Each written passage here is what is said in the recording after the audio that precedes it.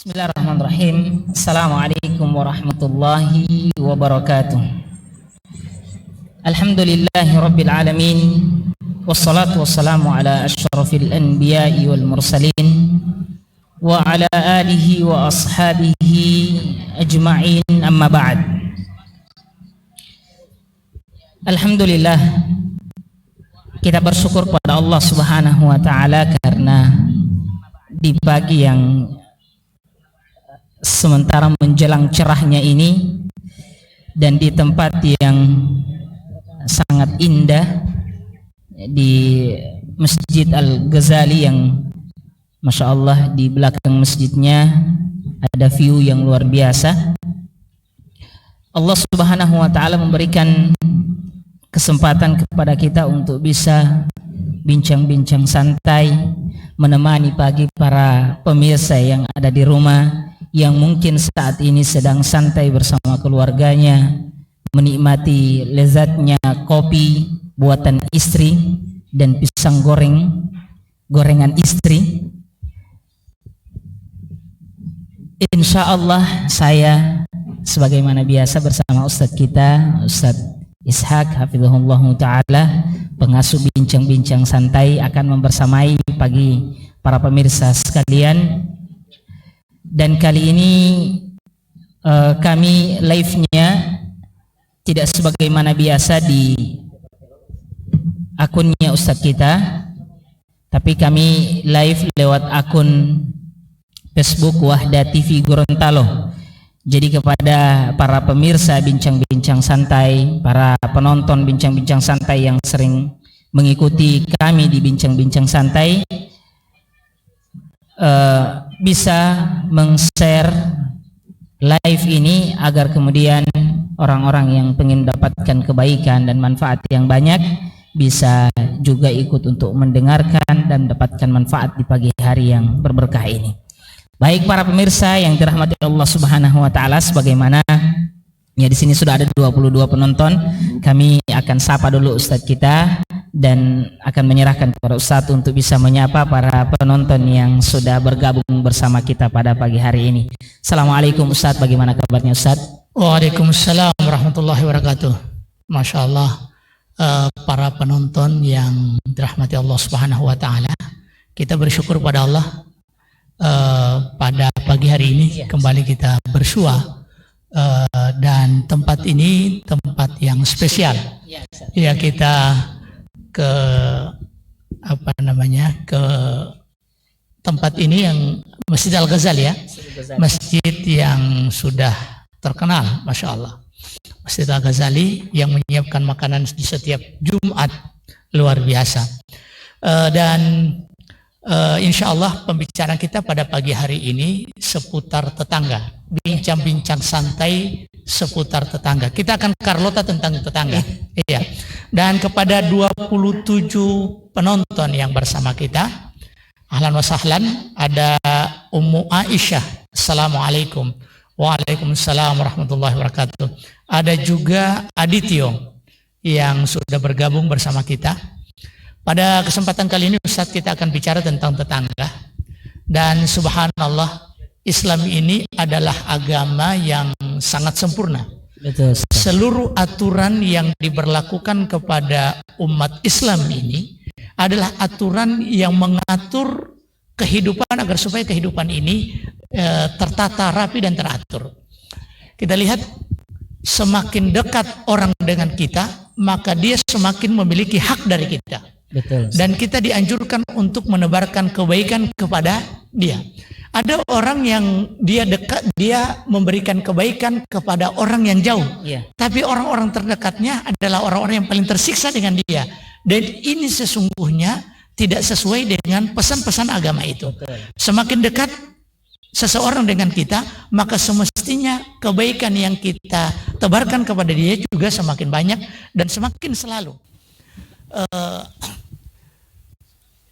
Tetangga adalah orang yang terdekat kita. Dan yang paling tahu tentang kita adalah tetangga. Maka juga kebaikan juga yang harus kita berikan kepada tetangga. Kita lihat Rasulullah SAW pernah didatangi oleh sahabat dan ternyata Rasulullah sibuk dengan orang yang berpakaian putih. Dan sahabat yang ingin ketemu dengan Rasulullah ini, dia tidak langsung ketemu karena dia tahu Rasulullah sedang dengan orang lain. Betul, Ustaz. Maka setelah orang itu berlalu, dia bertanya, ada apa dengan orang yang pakai baju putih itu? Kemudian dia mengatakan itu adalah Jibril. Mazala Jibrilu yusini bil jari hatta dhanantu annahu sayuwarithuhu. Itu adalah Jibril. Iya. Itu adalah Jibril yang senantiasa memberikan wasiat kepadaku tentang hak-hak tetangga. Sampai-sampai aku mengira jangan sampai tetangga ini mendapatkan warisan dariku. Masya Allah. Jadi hatta dhanantu annahu sayuwarithu. Aku khawatir jangan, atau aku berprasangka jangan-jangan Jibril ini mewasiatkan kepada kita untuk memberikan harta warisan kepada tetangga. Ini pentingnya atau betapa besarnya hak tetangga sampai-sampai Nabi menyangka bahwa jangan-jangan Jibril ini saking terus-menerus memberikan wasiat kepada Nabi Muhammad SAW tentang hak tetangga, sehingga jangan sampai tetangga ini mendapatkan hak warisan dari kita. Dalil yang seperti ini menunjukkan betapa tetangga memiliki hak besar dalam kehidupan kita. Ya, mungkin Ustaz silakan. Ya, Masya Allah. Jadi tema kita pada pagi ini adalah bincang-bincang santai tentang tetangga. Ya, tadi Ustaz bilang Carlota tentang tetangga, dan ini insya Allah adalah bincang-bincang atau Carlota yang dibolehkan. Ya, la khair fi katsir min najwakum illa man amara bi sadaqatin aw ma'rufin aw islahin bainan nas.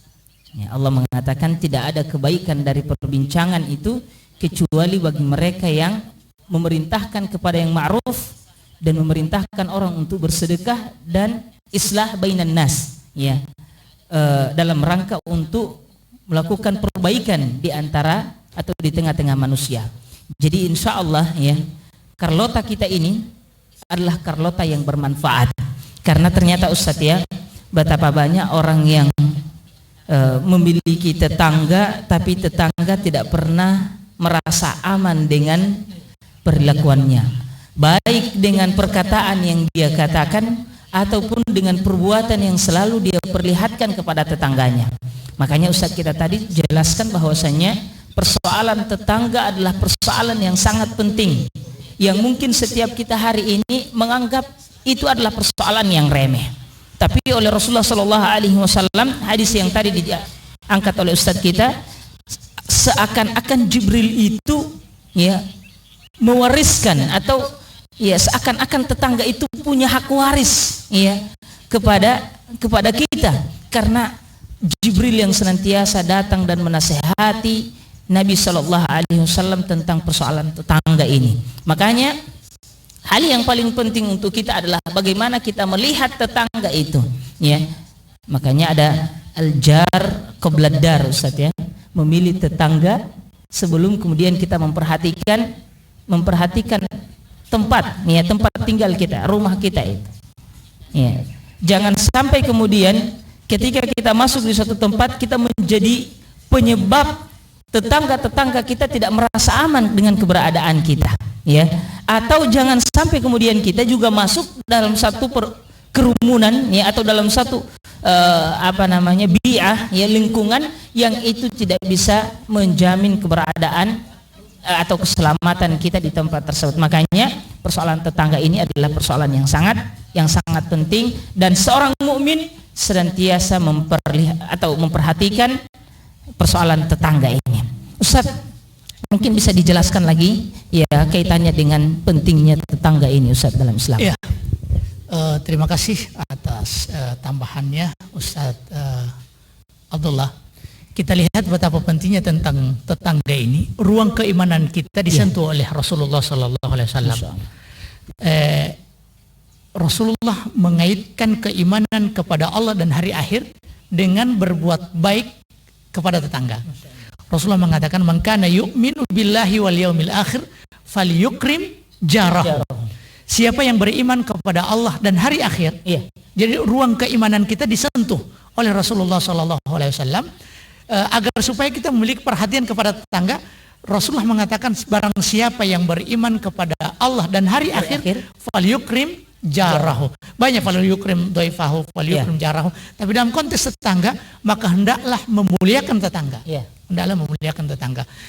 Ini perhatian Islam terhadap persoalan tetangga, sampai-sampai Nabi memberikan peringatan kepada kita agar supaya memiliki perhatian dengan tetangga. Awalnya disentil persoalan keimanan, dan persoalan keimanan yang disentil adalah perimanan yang sangat-sangat fundamental, beriman kepada Allah dan Rasul, beriman kepada Rasul. Kemudian juga mungkin ada, kita sapa dulu Ustaz. Ada Sandi Abu Zaki, Masya Allah. Assalamualaikum warahmatullahi wabarakatuh. Waalaikumsalam warahmatullahi wabarakatuh. Pak Sandi Abu Zaki, owner Travel Sabili, Masya Allah. Pengusaha muda, semoga diberkahi usahanya, dan kalau ada waktu bisa singgah langsung ke tempat ini, kita bincang-bincang santai setelah BBS ini. Ada lagi Faruk Zubair. Waalaikumsalam warahmatullahi wabarakatuh. Ahlan wa sahlan Sandi Abu Zaki dan Faruk Zubair. Ini Ustaz, subhanallah, Rasulullah SAW menyebutkan dalam hadis Muslim bahwa siapa yang beriman kepada Allah dan hari akhir, maka hendaklah berbuat baik kepada tetangga, hendaklah memuliakan tetangga. Merupakan petunjuk dari Rasulullah SAW bahwa tetangga ini mendapatkan hak dari kita, hak dimuliakan. Nah, betapa banyak hari ini kenyataan di tengah masyarakat bahwa banyak tetangga yang tidak merasa aman dari tangan dan lisannya. Jadi wallahi la yu'minu, wallahi la yu'min, wallahi la yu'min. Nabi bersumpah 3 kali dan meniadakan kesempurnaan keimanan. Dan ini nafyu kamalil iman. Ini menafikan kesempurnaan iman dan bukan menafikan aslul iman.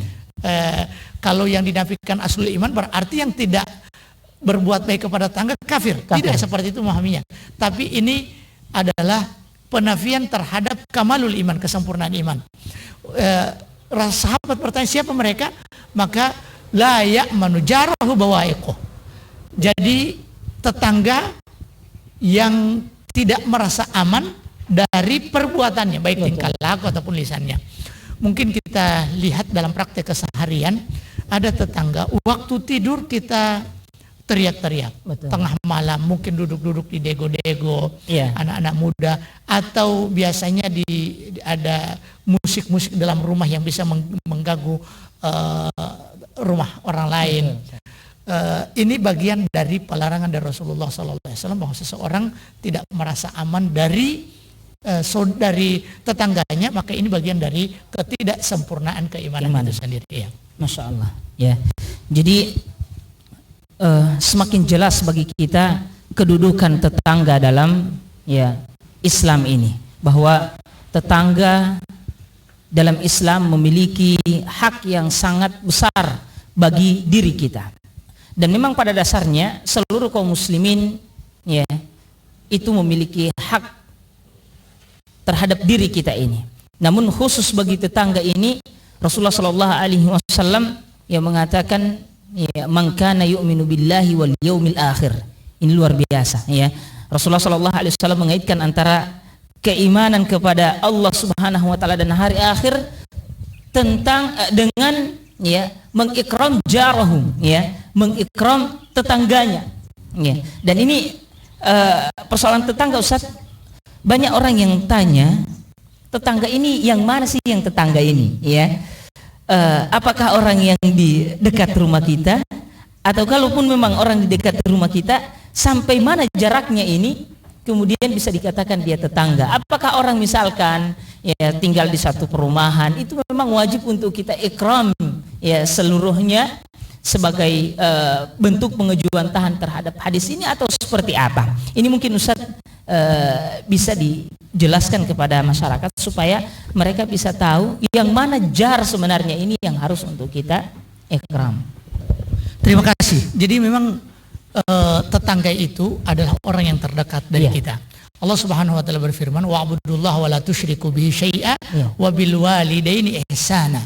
Dan beribadahlah kepada Allah Subhanahu wa taala dan jangan berbuat kesyirikan sedikit pun, wabil walidaini ihsana wabidzil qurba wal yatama wal masakin wal jari dzil qurba. Betul. Jadi yang dimaksud dengan wabil walidaini ihsanan, berbuat baiklah kepada kedua orang tua, wabidil kurba itu orang-orang kerabat, terdekat, iya. kerabat. Kemudian wal yatama wal masakin, Iya. dan berbuat baiklah kepada anak yatim dan orang-orang miskin, wal jaridil kurba. Betul. Wal jaridil kurba, kata para ulama, banyak penafsiran mereka, tetangga dari kerabat, itu yang pertama. Iya. Yang kedua, tetangga yang selalu ketemu di masjid sholat subuh. Masya Allah. Jadi Kemudian yang ketemu di masjid juga tetangga, Ustaz? tetangga. Oh, Masya Allah. Kemudian yang berikut, yang dimaksud dengan tetangga adalah orang yang ketika azan atau qamat dia mendengarkan. Masya Allah. Jadi itu tetangga. Kemudian yang berikut, yang dimaksud dengan tetangga adalah jarak 40 rumah dari dari rumah kita. Iya. Apapun modelnya, Iya. bahwa sesungguhnya orang-orang yang terdekat kita adalah orang yang paling berhak mendapatkan kebaikan dari kita. Cipratan kebaikan ini harus dirasakan, dan aura kebaikan kita harus dirasakan oleh orang-orang yang terdekat. Karena kalau dia merasakan keburukan, dia akan tersiksa. Betul, Ustaz. Kita ini kalau berbuat buruk kepada orang yang jauh, Iya. mungkin 1 tahun 1 kali dia akan menerima keburukan kita. Tapi kalau dengan tetangga, Iya. Setiap hari, Ustaz. setiap hari dia akan tersiksa. Iya, Dia akan tersiksa. Iya. Jadi luar biasa ya. Tetangga. Jadi Ustaz, kita sudah menjelaskan tetangga itu yang paling dekat tempat tinggalnya dengan kita. Ya, mungkin kita simpulkan demikian. Dan mereka punya hak yang luar biasa, ya, punya hak besar terhadap diri kita. Ya, karena memang mereka adalah orang yang selalu dan senantiasa melihat dan menyaksikan keadaan kita setiap hari. Ya. Makanya tidak heran mengapa mereka akan mendapatkan dan harus mendapatkan hak yang besar dari diri kita, karena ya mereka senantiasa bersentuhan dengan kita. Dan ini berlaku secara umum juga terhadap keluarga kita, ya, terhadap keluarga kita. Mereka yang senantiasa ya berkecimpung dengan kita setiap hari seharusnya juga mendapatkan perilaku yang baik dari kita. Ya, sebagaimana juga kita mengikram jar, ya, mengikram tetangga kita. Baik para pemirsa yang rahmatullah subhanahu wa taala, di sini ada Pak Haji Mahmud Balahanti ya sedang menonton, kemudian ada Idiamin Syarifuddin Buhang, ya, salah satu sahabat saya berjodoh dengan tetangganya. Masya Allah, ini alhamdulillah ya, jodohku, tetanggaku ya, tetanggaku jodohku. Ini luar biasa, ini bagus ya. Ini kalau istilah orang Taral dia mau pulita onggosi ya, karena cuma di seberang rumah ya. Ini bagus. Dan Ustaz, Masya Allah, ini punya hak lebih. Betul. Pertama, ini tetangga yang Masya Allah berberkah, ya. Ustaz, ya. Daripada jauh-jauh, iya. Kemudian sekarang ini sudah ada tetangga dekat yang sudah menjadi jodoh. Alhamdulillah, syukurilah. Iya. Ini salah satu bentuk nikmat dari Allah Subhanahu wa taala, sebab kita tahu bahwa dia adalah orang yang baik. Kita sudah bisa baca rekam jejaknya. Yang kedua, ketika tetangga menjadi jodoh, maka dia sudah memiliki hak. Hak pertama hak tetangga, dan hak yang kedua hak dia sebagai istri. Betul. Iya, hakul qarabah. Tetangga itu kalau dia muslim, ya, dan dia kerabat, maka dia memiliki 3 hak. Betul. Pertama hakul jar, ya, hak tetangga yang berkewajiban kita untuk memberikan kebaikan kepada dia, menebarkan kebaikan kepada dia. Kemudian yang kedua hakul qarabah. ya, Hakul qarabah adalah hak bahwa dia itulah orang yang sudah dekat secara kekeluargaan dengan kita. Dan yang ketiga adalah hakul Islam, ya, hak di mana dia sebagai seorang muslim. Kemudian yang kedua, ada tetangga yang cuma memiliki 2 hak. betul, Yaitu tetangga dia orang Islam sehingga hakul Islam dia dapatkan. Kemudian yang kedua, ada tetangga tapi bukan orang terdekat secara kekeluargaan, cuma dekat karena tetangga, maka dia mendapatkan 2 hak, hakul Islam dengan hak tetangga. Kemudian yang ketiga, hak tetangga dia cuma mendapatkan 1 hak, dia bukan orang Islam yang seakidah dengan kita, juga bukan keluarga terdekat kita. Betul. Tapi ingat, dia masih tetap memiliki hak dari kita, yaitu hak tetangga, dan tetangga harus mendapatkan kebaikan dari kita. Makanya tadi ada masal atau pepatah yang dibacakan oleh Ustaz Ustaz Qamar tadi, al jaru qabla dar. Al-jaru qabla dar. Tetangga sebelum kita memilih rumah. Pilihlah, selektiflah memilih tetangga sebelum kita memilih rumah. Buat apa rumah yang bagus dan nyaman, dekat dengan pekerjaan, tapi ternyata tetangga-tetangga adalah orang-orang yang tidak pernah menghargai hak-hak tetangga yang lain. Ya. Kemudian yang berikut, mungkin ini Ustaz, ada Pak Alfian Nangili. Ustaz, bagaimana sikap kita terhadap tetangga yang membuat kita tidak merasa aman? Iya. Silakan Ustaz. Iya, tadi ya dari awal sampai sekarang ini kita bicara tentang hak tetangga dari diri kita. Ya, bagaimana ya hak tetangga dari kita. Artinya kita bisa memberikan ya atau kewajiban kita kepada tetangga. Nah, ini pertanyaannya ya kebalikan. Bagaimana kalau tetangga kita yang ya tidak berlaku baik kepada kita atau senantiasa menzalimi kita. Makanya di sini memang penting bagi kita untuk melihat ya sebelum kita memilih tempat tinggal yang baik, yang bagus untuk kita tinggali, kita harus melihat dengan siapa kita bertetangga, ya. Dengan siapa kita bertetangga.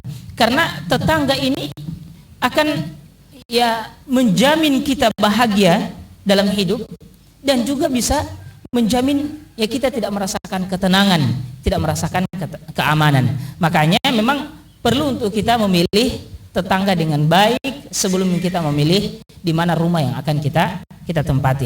Nah, bagaimana persoalan ya tetangga kalau sekiranya senantiasa mengganggu kita? Tentu dalam Islam, dalam persoalan mengganggu siapapun ya ini terlarang, baik kita maupun orang lain, ya. Kata Rasulullah sallallahu alaihi wasallam, min husni islamil mar'i atau ketika Rasulullah sallallahu alaihi wasallam ditanya siapa muslim yang paling baik, maka Rasulullah sallallahu alaihi wasallam mengatakan, ya, man salimal muslimuna min lisanihi wa yadihi. Muslim yang baik itu adalah yang selamat dari lisan dan tangannya. Dan ini berlaku kepada setiap kita secara umum. Entah kita kepada tetangga kita dan tetangga kita kepada kita. Tidak boleh kita menzalimi dia dan tidak boleh dia menzalimi kita. Nah, ketika kita melihat ada tetangga yang tidak berlaku adil kepada kita atau senantiasa menzalimi kita, maka kita nasihati dia, ya. Kita datangi dia, kita katakan bahwa saya tidak suka hal yang seperti ini menzalimi saya dan seterusnya, ya. Nanti kalau misalkan memang dia tidak mau mendengar, ya, mungkin bisa tindakan-tindakan yang lain, dilaporkan mungkin ke pemerintah setempat bahwa dia senantiasa mengganggu kita dan seterusnya, ya. Ala kulli hal, ya, dalam Islam itu memberikan tindakan preventif bagi kita untuk tidak menzalimi orang dan tidak mau dizalimi, ya. Tidak menzalimi orang dan tidak mau dizalimi. Tapi Ustaz, mungkin ada tambahan Ustaz kaitannya dengan ini. Cukup tadi, Masya Allah. Kita kembali ke bicara tentang bagaimana hak tetangga. Bahkan dalam perasaan pun tetangga juga itu harus dijaga. Betul. Kalau kita memiliki tanah, ya, sebidang tanah, ya, lalu kemudian kita mau jual, maka merupakan adab itu kita tawarkan dulu kepada tetangga dari tanah ini. Man kanat lahu ardun wa arada an yabi'aha falyu'ridha ala jarihi. Ini dalam hadis Ibnu Hibban. Jadi barang siapa yang memiliki tanah, kemudian dia ingin menjualnya, maka semestinya dia tawarkan dulu kepada tetangganya. Padahal ini hak kita. Mau kita jual kepada siapa saja itu silakan saja. Ini tanah. Kepemilikan dalam Islam itu dihargai. Betul. Tapi karena ada tetangga yang boleh jadi tetangga ini ingin tanah kita, ingin dia membutuhkan tanah kita, maka tawarkan dulu kepada dia. Inilah cara-cara Islam menjaga perasaan tetangga. Betul. Dan cari agama manapun di dunia ini yang sudah seperti ini caranya mengatur tentang persoalan tetangga. Dan Masya Allah, kalau kita mencoba untuk menelusuri hak-hak tetangga dalam agama ini, maka kita akan temukan betapa banyak dalil-dalil yang berbicara tentang masalah itu. Begitu juga dari Aisyah radhiyallahu taala anha, beliau mengatakan, wahai Rasulullah, innali jaraini. Betul. Uridu jaraini fa ila ayyihima uhdi. Jadi aku memiliki dua tetangga. Kepada siapa aku akan memberikan hadiah? Betul. Maka Rasulullah mengatakan ila aqrabihima minka baban atau minki baban, kepada siapa yang paling dekat dengan pintumu. Masya Allah. Jadi agama ini memberikan pesan kepada kita lewat lisan Rasulullah SAW untuk berbuat baik itu, semestinya perbuatan baik itu diberikan kepada orang yang paling dekat dengan kita. Iya. Karena dia yang paling cepat merasakan kebaikan atau keburukan. Keburukan. Jangan menyiksa orang dengan cara-cara kita menyiksa orang yang paling dekat kepada kita. Iya. Iya, Masya Allah ya. Semakin menarik pembahasan Ustadz kita tentang persoalan tetangga ini ya, persoalan tetangga. Bahkan ya dalam persoalan perasaan saja pun Islam senantiasa memperhatikan ya hak tetangga ini. Makanya para pemirsa yang rahmatullah subhanahu wa ta'ala, dari pembahasan ini seharusnya menjadi berhati-hatilah kita terhadap tetangga kita. Jangan sampai kemudian ya mungkin kita tidak menyakitinya dengan tangan kita ya, tapi kadang kita ya membuat hatinya tidak enak atau membuat hatinya tidak ya merasa sakit dengan perbuatan-perbuatan kita. Baik para pemirsa yang rahmatullah subhanahu wa ta'ala, di sini ada ya Haji Mahmud Balhanti ya, Wahda Islamiyah Bone Bolango Nyimak ya. Kemudian ada Fitra Jau ya, Assalamualaikum warahmatullahi wabarakatuh. Waalaikumsalam warahmatullahi wabarakatuh. Ustadz mau nanya, bagaimana sikap kita menjaga perasaan tetangga jika tidak sependapat dengan mereka tentang muamalah kehidupan sosial sehari-hari? Contohnya suka karlota ya, kami menghindari salah nggak bergaul dibilang sombong. Terima kasih Ustaz. Kami menghindari salah nggak bergaul dibilang sombong. Terima kasih Ustaz. Penanya Fitra dari Balikpapan. Ini Masya Allah, Balikpapan tapi tahu Carlota ya. Oh, orang Gorontalo. Oh Masya Allah. Ya silakan Ustaz, mungkin ada jawaban. Iya, subhanallah, tadi hampir apa yang kita jawab ini hampir senada dengan pertanyaan yang ditanyakan tadi ya sebelumnya ya. Yes. Begini, ada satu ungkapan, ahsin ilan nasi tasta'bid qulubahum. Tebarkanlah kebaikan kepada orang, niscaya engkau akan menjadikan hati mereka selalu tunduk kepadamu. Jadi walaupun tetangga ini memiliki kekurangan, dan siapapun pasti akan merasakan bahwa dirinya memiliki kekurangan. Betul. Apalagi kalau sudah dekat-dekat dengan orang. Semakin dekat itu maka semakin kita tahu kelebihan dan kekurangannya. Dan karena kita adalah manusia yang tidak pernah terlepas dari yang namanya salah dan dosa, maka ini karakter dasar ini yang harus kita fahami. Jangan sampai kita menginginkan kebaikan dan kesempurnaan dari orang lain. Nah, namanya tetangga pasti akan muncul hal-hal yang tidak kita sukai. Maka pertama kita bersabar. Betul. Yang kedua, dalam kondisi bersabar seperti ini ada yang namanya nasihat. Ada yang namanya nasihat. Cara-cara yang baik kita berikan nasihat. Kemudian yang berikut, jangan sampai kita boikot. Karena tidak baku bicara dengan tetangga ini adalah perkara yang berat. Dia yang selalu bertemu dengan kita, kemudian kita buang muka. Ini mau ditaruh di mana ini hati ini? Makanya kalau memang kita beda konsep, tetap kita berbuat baik kepada dia, lalu kemudian kita menasihati, kemudian menghindar dari apa-apa yang kita tidak suka. Yang berikut, apakah kita pernah mengetuk pintu langit untuk berdoa kepada Allah untuk kebaikan tetangga? Itu juga yang senjata yang ampuh yang perlu untuk kita pakai untuk menundukkan hati tetangga. Kalaupun pada akhirnya tetap sulit, maka insya Allah hindari hal-hal yang buruk, kemudian tetap berbuat kebaikan. Dalam hadits yang lain, subhanallah, tetangga ini saking memiliki hak. Kalau kata Nabi, kalau kalian mau buat makanan atau lauk, maka perbanyaklah kuahnya, lalu kemudian dibagi-bagi kepada tetangga. Sampai seperti ini, sampai seperti ini. Luar biasa. Dan kepada taruna yang memberikan komentar up ya. Kemudian ada Bunga Love, Masya Allah. Kemudian Abu Bakar Muiz terus menarik dakwahnya. Insya Allah Ustaz Abu Bakar Muiz. Kemudian ini ada Pak Eman Dunggio. Assalamualaikum Pak Kiai. Dulu saya tinggal di lingkungan keluarga, tapi keluarga saya cuma keluarga iri dan tukang fitnah sama saya. Bagaimana cara kita untuk memperbaiki keluarga? Begitu. Jadi Eman Dunggio Gorontalo, keluarga tetap keluarga. Iya. Coba kita belajar dari Nabi Yakub ya. Nabi Yakub itu adalah orang yang telah disakiti oleh anaknya. Ya. Nabi Yusuf alaihissalam yang sangat dia cintai, buah hati belahan jantungnya, itu ternyata oleh anak-anaknya dibuang Nabi Yusuf. Betul. Jadi siapa yang tidak sakit hati? Anak yang paling kita cintai, ternyata anak lain membuang jauh-jauh dan dipisahkan dengan kita. Tapi ketika dia tahu bahwa mereka telah berbohong, iya, tapi tetap menjaga kekeluargaan. Begitu juga Nabi Yusuf alaihissalam. Betul. Nabi Yusuf alaihissalam sadar bahwa saudara-saudaranya yang datang meminta bantuan ini ketika Nabi Yusuf menjadi menteri perbendaharaan di satu negeri, sementara saudara-saudara mereka kelaparan dan membutuhkan pasokan makanan, dan dia sudah tahu bahwa ini adalah saudara-saudaranya, dia tidak balas dendam. Betul. Kenapa? Jalinan kekeluargaan tetap dijaga.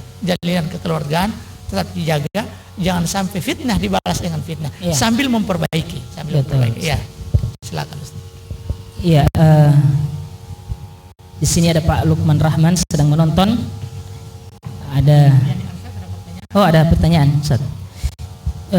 Bismillah, Ustaz, bagaimana cara kita menanggapi sikap tetangga jika ada tetangga yang muter musik keras-keras sampai tidak memperhatikan waktu, misalnya pada saat masuk waktu-waktu sholat, sehingga ada tetangga yang lainnya terganggu.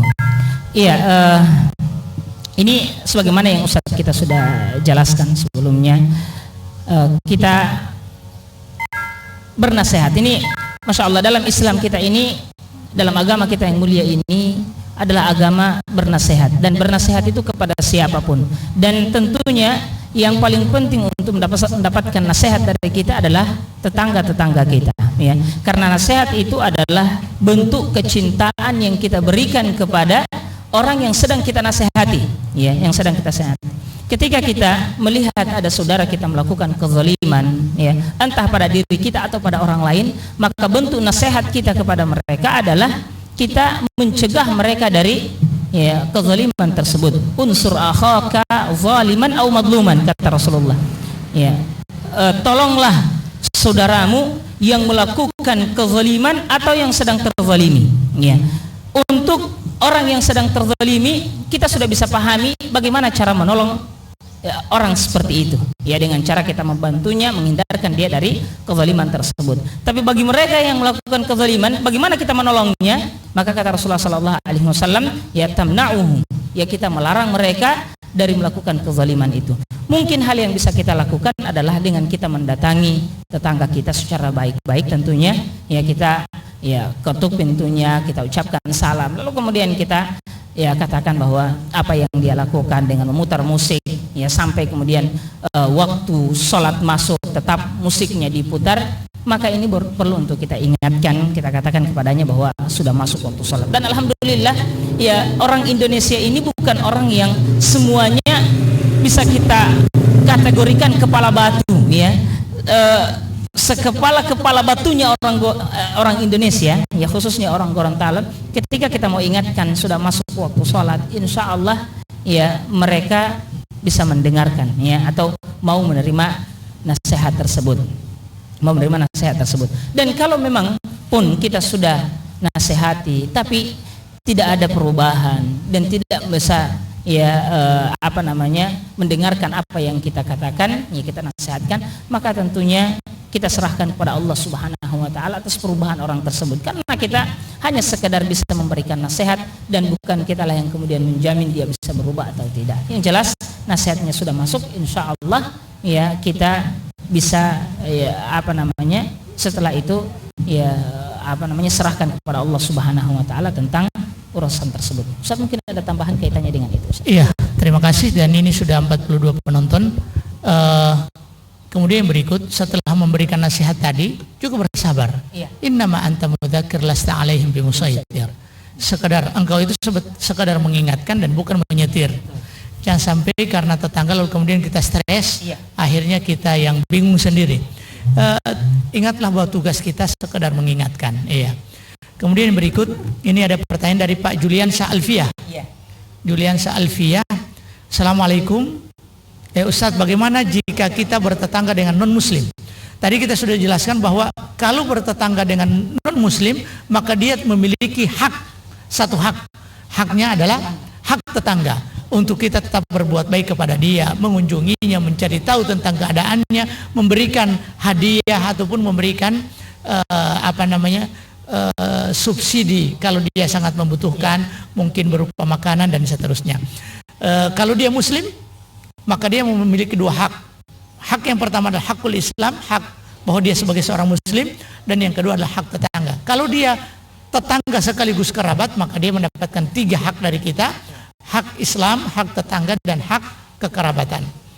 Kemudian berikut Nurdin Rahim. Assalamualaikum Ustaz, izin bertanya bagaimana cara mengajak tetangga untuk sholat? Ya ajak. Iya. Dan yang paling pertama adalah Anda sholat lewat di hadapan dia. Ini juga ajakan tidak secara langsung. Iya. Kalau ini terus menerus Anda lakukan, kemudian mengajak, maka insya Allah akan tersentuh hatinya. Apalagi dia sebagai seorang muslim. Kalaupun tidak, maka memang tujuan kita bukan untuk merubah orang, tujuan kita adalah sekedar mengingatkan. Manan es ilahi, masya Allah, semoga Allah selalu memberikan kekuatan kepada kedua laki-laki Bataru ini dalam dakwah.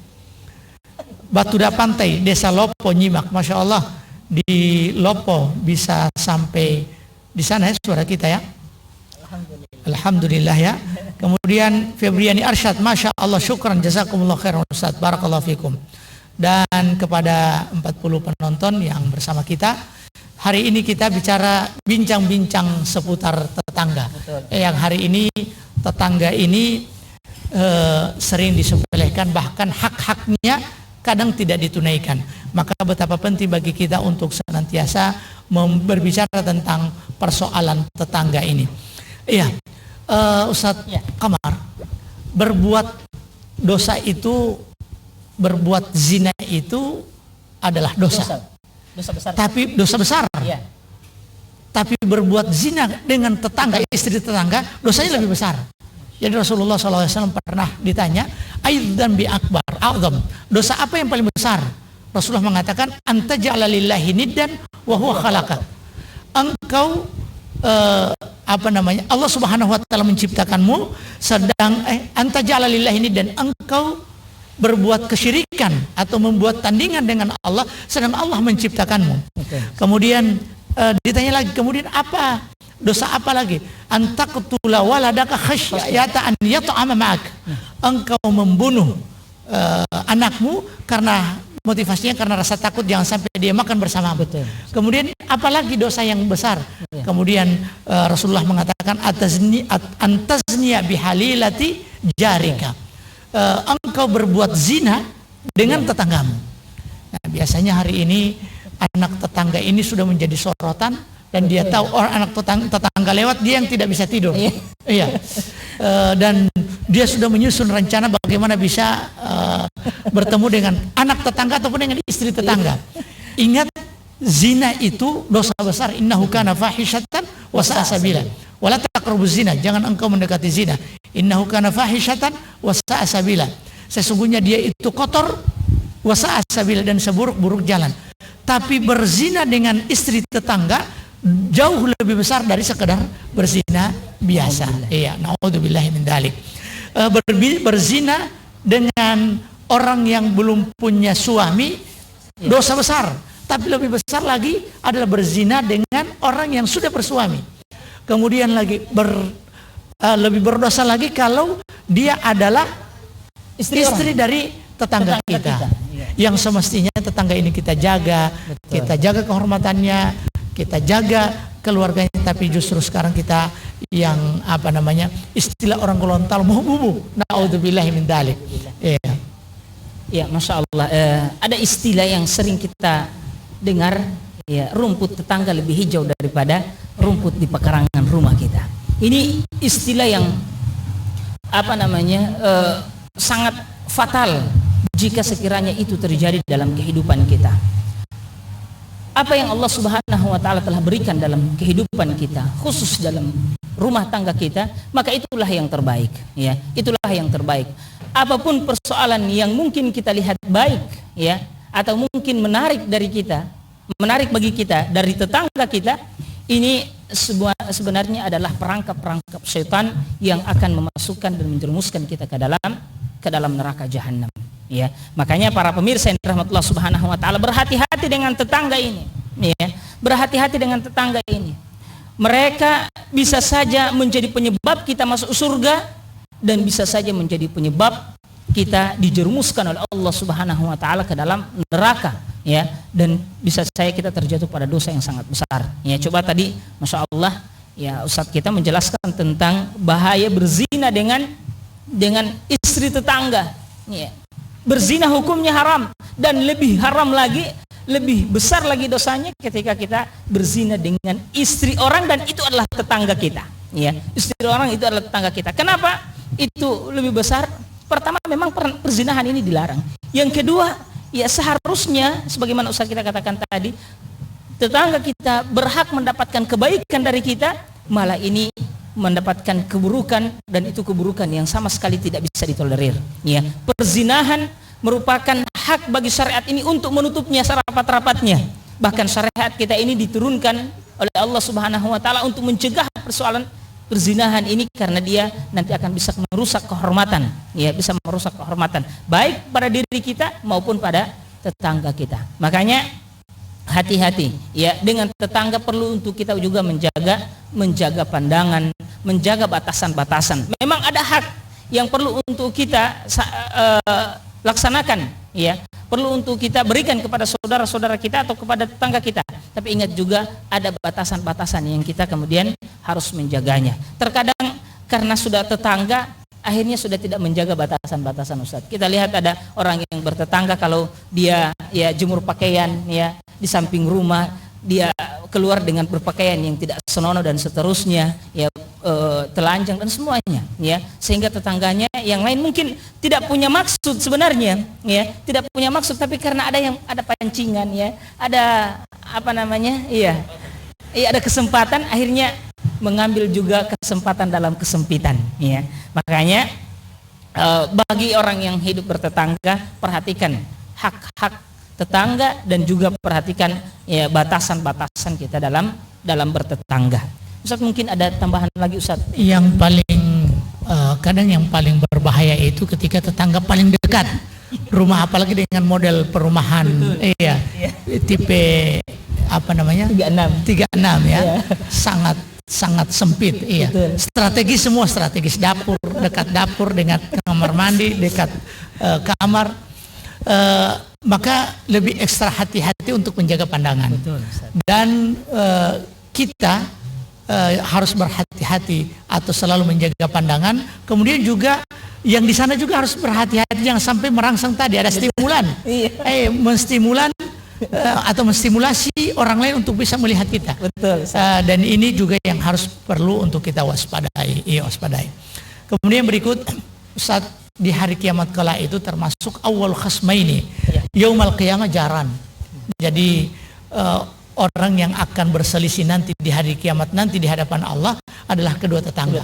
Iya, mereka akan menuntut hak masing-masing, dan hak-hak mereka yang telah dizalimi oleh tetangga itu akan dimintai pertanggungjawaban di hadapan Allah Subhanahu wa taala. Yang berikut, Ustaz, selalu kita sebutkan bahwa tetangga ini adalah perkara yang terpenting dalam agama kita, karena memang ini juga Rasulullah mendudukkan persoalan tetangga ini, dan bahkan ini menjadi penyebab di mana orang bisa mendapatkan sa'adah atau kebahagiaan. Tapi sebelumnya kita kepada teman-teman yang sudah berkomentar. Ada Adit Malewa, Parigi hadir, Masya Allah. Ahlan wa sahlan wa marhaban Pak Adit Malewa. Selamat bergabung dengan kita di Wahda TV Gorontalo. Kemudian ada dari Pak Sandi Abu Zaki, bagaimana Ustadz kalau kita posting makanan enak terus, tetangga komen enaknya, apa harus dibagi sama dengan hukum mencari bau makanan? Iya, makanan yang diposting bokop pas gambar. Luar biasa ini memancing, kasihan orang yang sedang lapar ini. Iya. Boleh maaf Bu, ini Pak Hans Pade yang menelpon kami lagi ada acara ini, bincang-bincang santai, sehingga belum bisa menerima telepon Anda. Jadi juga kita harus menghargai perasaan tetangga ya. Apalagi kalau tetangga yang kita lihat, tetangga yang punya bakat untuk bakat kulinernya tinggi. Iya. Kemudian juga dia memiliki uang pas-pasan. Kemudian kita posting makanan terus, kemudian makanan itu cuma kopas dari gambar yang lain. Ini juga perlu diwaspadai. Iya, perlu diwaspadai, jangan sampai dia ngiler terus. Ternyata juga kita sama-sama ngiler. Iya, sebaiknya jangan memposting. Kalaupun mau posting yang seperti itu, kalau kita memiliki rezeki ya bagi-bagi kepada tetangga, dan itu yang semakin membuat cinta dan saling menghargai di antara tetangga ya. Kemudian yang berikut ini Pak Sandi Abu Zaki, Masya Allah luar biasa ini pertanyaannya Pak Sandi. Assalamualaikum Ustadz, bagaimana cara bersikap dengan tetangga yang antisosial? Ya, kalau dia antisosial, dia tidak kunjungi Anda, dia coba-coba kunjungi. Iya. Kecuali kalau memang ada karakter yang memang karakter hidup sendiri. Nah, ini karakter yang keluar dari sisi kemanusiaannya. Ada orang yang sampai berbulan-bulan dia tidak mau ikut campur dengan tetangga. Kehidupannya seperti itu, tapi ini 1 dari 1000 orang. Yang namanya manusia adalah makhluk sosial. Nah, kalau ketemu dengan yang seperti ini, kita yang pancing. Kita yang datang silaturahim dengan berbagai macam udkhulu min abwabin mutafarriqah. Masuklah lewat pintu-pintu mana yang bisa kita masuki. Dan ahlan wa sahlan wa marhaban kepada Ustadz Nawir, Masya Allah. Dan Ustadz Nawir ada di sini Nizam Yasin.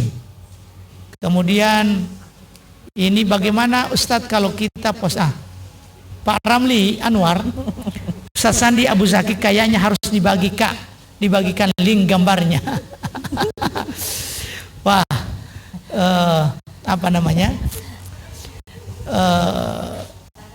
usahakan bertetangga itu bertetangga di dunia nyata dan bukan bertetangga di dunia maya.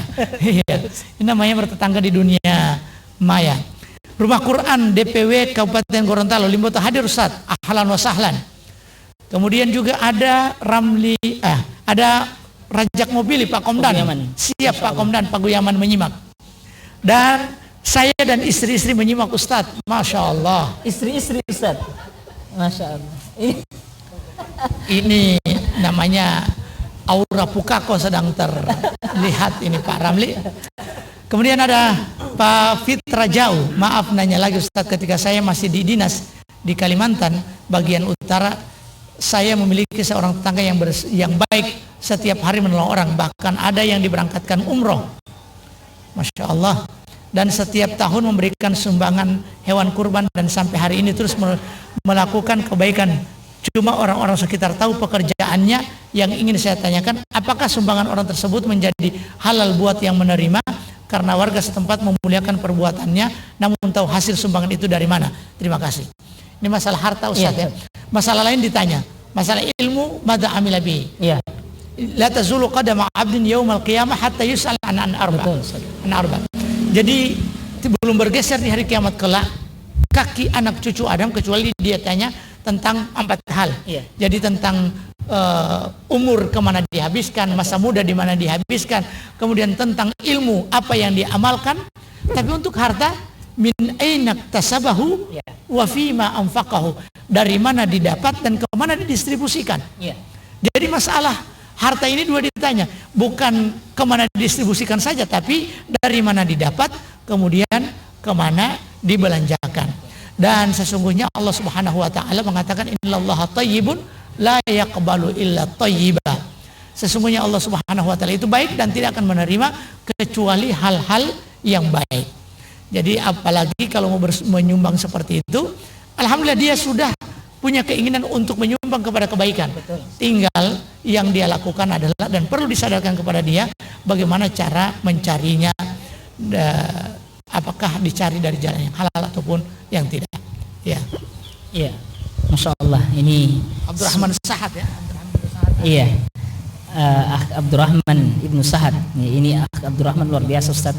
Beliau adalah seorang mu'allaf, tapi begitu mu'allaf langsung kena kenal dakwah, ya, kenal dakwah dan masya Allah istiqamah, ya.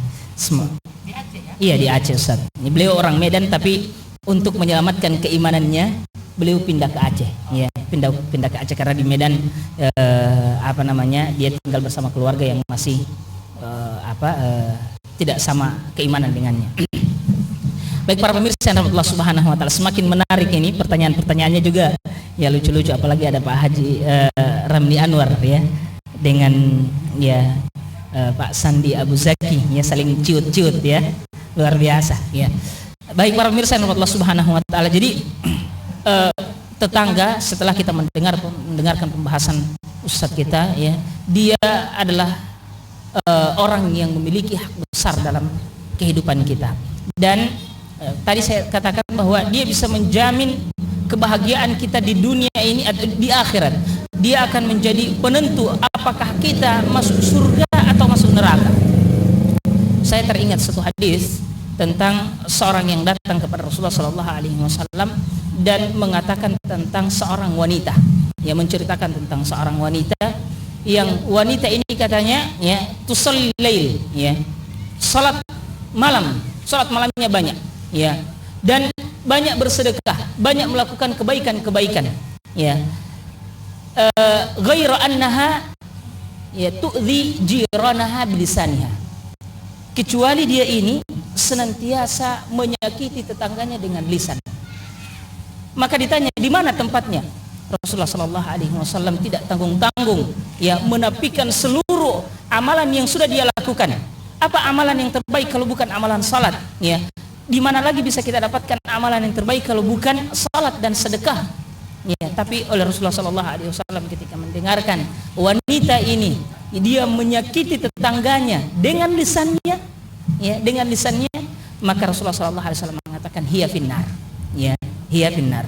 Dan ada wanita yang dia di neraka, dan ada wanita yang cuma sekedar sholat 5 waktu ya, sedekahnya juga tidak terlalu banyak, tapi dia memuliakan tetangganya dan tidak mengganggu tetangganya dengan lisannya, maka dia tempatnya di surga kata Rasulullah SAW. Makanya cari surga itu ya dari tetangga-tetangga kita ya. Mungkin saja ada pintu-pintu surga yang menganga di sana dari tetangga-tetangga kita yang bisa kita dapatkan dengan mudah dengan cara kita menahan lisan kita untuk tidak menyakiti mereka, menahan untuk tidak mengganggu mereka, dan insya Allah kita akan mendapatkan surga dari Allah Subhanahu wa taala. Ustaz mungkin bisa menyapa atau mungkin ada tambahan kaitannya dengan tetangga ini. Saya sapa dulu. Ini dari Pak Nasmil Mangendre ya, Makassar menyimak. Kemudian Sandi Abu Zaki, ini istri-istri dunia nyata atau dunia maya Haji Ramli Anwar. Ini Haji Ramli Anwar jangan sampai banyak menghayal ini ya. Iya. Terima kasih, tapi hayalan ini semoga menjadi sebuah kenyataan ya. Kemudian Sandi Abu Zaki, Japrika yang pasti namanya bukan Maya. Nih. Afwan Ustaz, lanjutan pertanyaan tadi dari Nana Suryana. Z sudah mencoba, apa ini Z? Mungkin nama samaran untuk Z sudah mencoba bersilaturahim dengan cara membawakan makanan dan jalan-jalan pagi bersama anak-anak Z di depan rumah beliau sambil menyapa, memberikan salam, tapi beliau hanya sibuk dengan urusannya dan melempar senyuman tipis. Alhamdulillah sudah mulai ada senyuman tapi baru tipis. Pun beliau pernah menolak bantuan suami untuk mengantarkan ke rumah sakit pada saat anaknya mengalami musibah. Ya, maksudnya apa yang ditanyakan di situ? Tugas kita adalah menebarkan kebaikan. Kalaupun kebaikan ini belum direspon, maka kita sudah mendapatkan pahala karena berniat untuk melakukan kebaikan. Adapun tadi senyuman tipis, kemudian juga kita jangan sampai terlalu menafsirkan negatif senyuman orang lain. Betul, Ustaz, ya. Memang ada satu hal yang bisa ya, ada resep. Para ulama sebutkan resep untuk meringankan beban hati dan pikiran. Ada yang bernama resepnya itu at-taghaful. At-taghaful itu menganggap cuek apa yang ada. Kalau dia senyuman tipis kita anggap saja, kita jangan mempermasalahkan dan mendramatisir itu. Kalau tidak, Ini akan menjadi beban psikologis kita. Kenapa dia itu saya senyum-senyum kemudian dia tidak membalas senyuman saya, atau terlalu tipis senyumannya, saya ingin senyumannya tebal seperti senyuman saya. Boleh jadi ada orang yang memang dari sisi penciptaan susah sekali dia mau senyum. Betul. Iya, susah sekali dia mau senyum. Dan senyuman orang yang mahal senyum itu rahmat, ya. Memang orang yang jarang senyum, ketika dia senyum itu terasa sekali di dada. Ya. Intinya Nana Suryana, Anda tebarkan kebaikan. Kemudian bahkan dalam Al-Quran itu puncak dari keikhlasan ketika berbuat kebaikan itu la nuridu minkum jazaa'an wala syukura. Kita tidak ingin balasan, bahkan untuk sekedar ucapan terima kasih saja kami tidak harapkan. Betul. Iya, itu puncak dari keikhlasan dalam berbuat kebaikan. Dan kepada teman-teman, kita ini sudah hampir 1 jam kebersamaan kita di bincang-bincang santai ini. Pada intinya bahwa kita sedang bicara tentang tetangga ini. Dan subhanallah, kalau ada tetangga yang baik, maka syukurilah. Inilah tanda kebahagiaan yang Allah dekatkan kepada kita. Rasulullah bersabda, arba'un minas sa'adah. Ada 4 hal yang membuat orang itu bisa hidup bahagia. Pertama, al-mar'atus salihah, istri yang salihah. Istri yang salihah, ini Haji Ramli, istri salihah ini perhiasan dunia. Dunia adalah perhiasan, dan sebaik-baik perhiasan adalah al-mar'atus salihah. Ketika kita diberikan anugerah oleh Allah wanita salihah, maka jagalah baik-baik.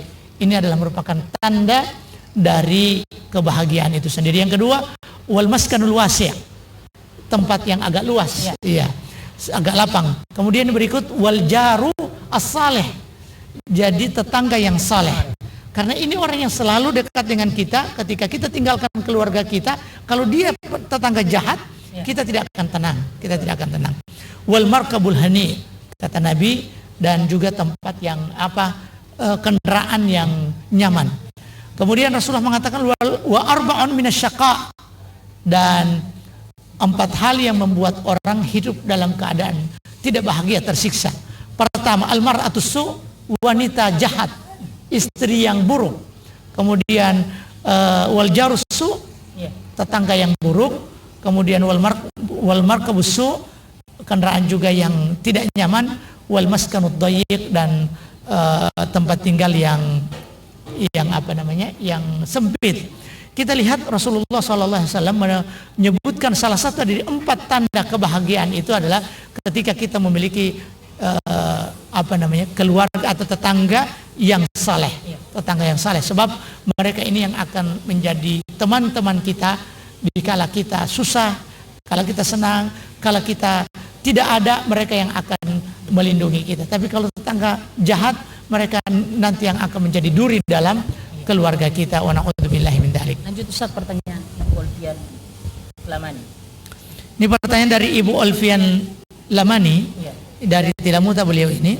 Assalamualaikum Ustaz, bagaimana Ustaz menghadapi tetangga yang suka menyakiti kita? Dari hal yang telah dilakukan yang telah menutup akses jalan menuju usaha saya. Setelah saya berusaha untuk membuka usaha di tempat lain, kembali ia menutup batas depan rumahnya yang berhadapan dengan samping kios saya dengan pagar papan, sehingga depan rumah saya tertutup dari pandangan orang, sehingga orang mengira bahwa pagar papan itu yang menutupi depan rumah saya adalah perbuatan saya, karena pribadi depannya adalah kios saya dan punya tempat duduk membelakangi pagar tersebut. Jadi Ibu Olvian Lamani, Anda cari solusi lah. Solusi, saya juga tidak tahu gambaran secara spesifik. Yang jelas bangun komunikasi yang baik. Saya rasa sekeras-kerasnya batu ketika kena tetesan air, dia akan juga berlobang dan memiliki bekas tetesan air. Apalagi kalau hati manusia. Kecuali kalau hati dia itu asyaddu qaswah. Wa inna minal hijarati lama yatafajjaru minhul anhar. Jadi ada sebagian batu yang memang akan memancarkan air. Jadi dia bisa keluar memancarkan air. Kita berharap kalau memang sudah banyak pintu yang kita lakukan untuk bisa sampai menaklukkan hatinya belum bisa, maka menghadaplah kepada pemilik hati, yaitu Allah Subhanahu wa taala. Sebab Allah Subhanahu wa taala yang membolak-balikkan hati manusia. Insya Allah Allah akan bukakan pintu hatinya untuk selanjutnya Anda bisa melakukan hal yang terbaik dan tetap bijak, ya, tetap bijak. Kalaupun tidak bisa di situ, mungkin bisa membuka usaha di tempat yang lain. Barangkali ini petunjuk dari Allah Subhanahu wa taala. Usaha di situ lebih banyak rezeki ketimbang yang ada dekat tetangga. Iya. Izin bertanya Ustaz, bagaimana kalau kita dapat undangan dari tetangga tapi undangan tersebut menyelisih sunnah? Mohon pencerahannya menyikapi hal ini. Pak Rajak Mobil, ya. Iya. Dan memang undangan itu hakul muslimi 'alal muslimi sittun. Jadi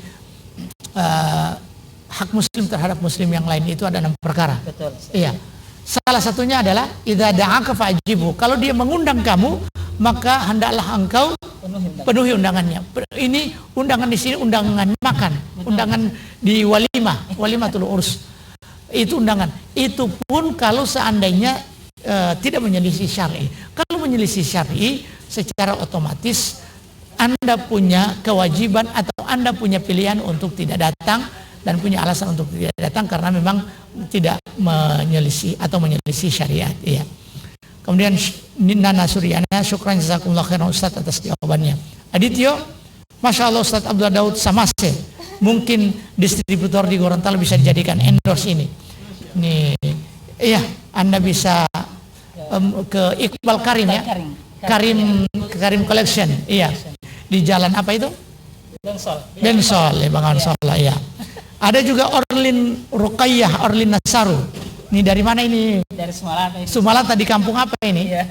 Di Kampung Dulu Kapa. Kampung Dulu Kapa, Masya Allah. Ada Fahrul Sanuddin. Iya, Fahrul Sanuddin juga ada Febriani Arsyad dan teman-teman yang lain, 32 penonton yang bersama kita. Iya, silakan. Iya, Masya Allah. Saya mau sedikit tambahkan apa yang tadi Ustadz kita jelaskan tentang, ya, bagaimana bermuamalah dengan tetangga. Ustadz tadi mengatakan ada tagaful, ya, kita berusaha untuk melupakan mungkin atau merasa cuek terhadap mungkin perilaku tetangga kita yang menurut kita tidak terlalu bagus menurut kita, ya. Ada juga at-tafahum, ya. Ada juga at-tafahum, dan ini hampir sama, ya. Saling memahami, ya. Kita ini kadang merasa sakit dengan perbuatan orang lain terhadap kita karena kita maunya dipahami, ya. Kita maunya dipahami, dan tidak pernah sedikit pun merasa bahwa kitalah yang harus kemudian memahami, ya. Mungkin saja ketika tetangga kita ketika disenyumi kemudian dia senyumnya tipis, ya, kita tidak pahami. Jangan sampai dia punya persoalan rumah tangga yang membuat dia tidak bisa senyum, ya. Persoalan pribadinya yang membuat dia tidak bisa senyum. Atau kalau misalkan dia mau senyum mungkin sariawan sakit atau bagaimana dan seterusnya, ya. Atau mungkin ada persoalan-persoalan rumah tangga yang lain yang membuat dia tidak mampu, ya, memberikan senyum yang terbaik untuk kita. Makanya taghaful dan tafahum ini dibutuhkan dalam kehidupan, dan ini secara umum, ya. Kita berusaha untuk memahami saudara-saudara kita. Iya, kemudian di sini ada Ibu Nana Suryana, syukran jazakallahu khair Ustaz atas jawabannya. Di sini ada pertanyaan dari Pak Ferihaya, ya. Assalamualaikum Ustaz, bagaimana tindakan kita dengan tetangga seperti ini? Saya punya usaha kios dan tetangga saya ini suka berhutang. Ketika saya tidak kasih, tidak enak hati saya. Serta saya kasih, dia bayarnya lama. Iya, pertama persoalan hutang ini, hutang dibolehkan di dalam Islam, ya. Persoalan hutang ini dibolehkan, bukan suatu hal yang terlarang, ya. Namun tidak dijadikan sebagai, ya, kebiasaan, sebagai hobi. Karena ada sebagian orang hobinya adalah ngutang-ngutang terus, ya. Minjam sana, minjam sini, ya. Kata orang yang menghancurkan Irak adalah bom, ya. Yang menghancurkan kios adalah bon, ya. Adalah hutang. Nah ini ada memang sebagian orang yang sukanya hutang, dan ini perlu kita ingatkan bahwa hutang dalam Islam itu dibolehkan, tapi bukan sebagai suatu hal yang dijadikan sebagai hobi kita, ya, hobi kita. Kita berhutang kalau memang sudah kita butuhkan dan tidak ada cara lain kecuali kita ya meminjam dari saudara kita. Kemudian juga memberikan pinjaman, memberikan hutang kepada saudara kita adalah satu bentuk kebaikan, ya, satu bentuk kebaikan ketika menolong saudara kita. Man yassar al musrin, ya, yassarallahu ya fid dunya wal akhirah. Siapa yang memudahkan ya urusan satu orang, maka Allah Subhanahu wa taala akan mudahkan urusannya di dunia dan di akhirat. Namun hutang merupakan hak bagi orang yang memberikan hutang untuk ditagih, ya, untuk ditagih. Makanya hal yang paling penting untuk kita lakukan saat berhutang adalah menuliskan hutang tersebut agar pertama tidak lupa dan juga nanti tidak terjadi ya sengketa suatu saat nanti. Makanya kata Allah Subhanahu wa taala dalam Al-Qur'an, ya, siapa yang jika terjadi hutang piutang maka faktubu, ya, tulislah hutang tersebut supaya kita tetap ingat. Dan yang berikutnya adalah kalau misalkan memang dia sering berhutang dan lama bayarnya, itu kita ingatkan dia, ya, kita ingatkan dia bahwa kita ini sedang usaha dan uang yang dipakai itu akan diputar kembali, maka diharapkan untuk segera membayar hutang, ya, segera membayar hutang. Dan kalaupun kita mau tagih, ya, tentu ini juga perlu untuk kita lihat keadaan orang yang kita mau tagih hutang kepadanya. Meskipun ini adalah kewajiban atau hak kita, tapi juga kita perhatikan keadaannya bagaimana. Jangan sampai memang dia terlambat membayar hutangnya bukan karena dia memperlambat bayar hutang, tapi karena memang dia tidak mampu untuk membayarnya. Allah taala Ustaz, mungkin ada tambahan Ustaz. Iya. Jadi masalah hutang ini, iya. Jadi fa in kana dzu usratin fa nadhiratun ila maisarah. Jadi kalau ada orang yang berhutang ini dia memiliki kesulitan, iya, maka fa nadhiratun ila maisarah. Dia berikan tenggang waktu. Berilah kesempatan untuk dia bisa berusaha dan mencari dana untuk bisa membayar kembali. Iya. Itu dalil yang dalil ini ditujukan kepada orang yang menghutangkan. Adapun orang yang berhutang jangan pakai dalil ini. Dalil yang dia harus pakai adalah hadis Nabi, matlul ghani dzulmun. Artinya menunda-nunda untuk membayar hutang adalah kezaliman. Sudah mampu membayar hutang tapi masih putar-putar, menunda-nunda, maka inilah bagian dari kezaliman. Dan para penonton yang ada di rumah, pemirsa BBS bincang-bincang santai kita, sudah 1 jam lebih kita bersama di kebersamaan kita di tempat ini. Saya rasa kita cukupkan sampai di sini. Insyaallah kita jumpa lagi di BBS selanjutnya, di bincang-bincang santai selanjutnya. Dan mohon maaf bila ada hal yang kurang baik, kurang diminati, maka kembalikan kepada diri kami sendiri. Dan kalau ada kebenaran yang sempat terlontar lewat lisan ini, itu sesungguhnya datang dari Allah Subhanahu wa taala. Kami hanya sekedar perantara saja, dan semoga kita termasuk orang-orang yang mimman yastami'unal qaula fayattabi'una ahsanah. Dan kita tutup perjumpaan kita pada pagi hari ini dengan doa kafaratul majlis. Subhanakallahumma bihamdik, asyhadu an la ilaha illa anta, astaghfiruka wa atubu ilaik. Wassalamualaikum warahmatullahi wabarakatuh.